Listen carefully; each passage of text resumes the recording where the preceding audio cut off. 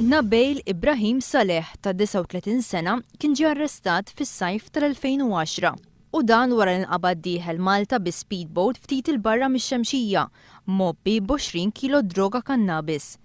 F'pajjiżna huwa kellu residenza f'San Pawl il-Baħar u kien inqabad dieħel bid-droga f'operazzjoni involuti fiha l-Pulizija u l-Forzi Armati ta' Malta. Aktarx li d-droga nxtrat minn Marokk u din tabbit fuq l-speedboat li hija proprjetà ta' Malti li iżda baqgħet ma tressaq il-qorti. Dakinhar ma' Nabeel Ibrahim Saleh kienu ġew arrestati żewġ persuni oħra li fuq l-art kienu qegħdin jistennewh Libjan li jgħix Malta u Malti.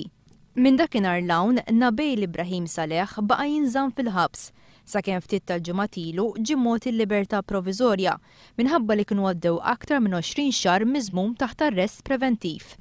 Meta l-ġimgħa l-oħra iżda sejħet il-kawża tiegħu quddiem il-Maġistrat Miriam Heyman, il-Pulizija infurmat lill-qorti li l-akkużat kien sparixxa minn Malta. Il-Pulizija Maltija ħarġet mandat għalih u talbet ukoll għall-għajnuna tal-Interpol u l-awtoritajiet Libjani biex dan jinqabad. Il-ġurnal illum ixebbaħ dan il-każ ma' każ ieħor involut fih ukoll traffikant ta' droga Libjan. F'Awwissu tal-1999 Ħasim Yousaf Azabi kien ġie arrestat fl-Ajruport Internazzjonali ta' Malta wara li nqabad jipprova jdaħħal f'pajjiżna 17 kilo raża tal-kannabis. Dak iż-żmien Azabi kien ikkonvinċa lill-awtoritajiet tal-ħabs li kellu bżonn kura medika minħabba xi uġigħ. Huwa kien ittieħed l-isptar Boffa u minn hemmhekk spiċċa ħarab u qatt ma nstab.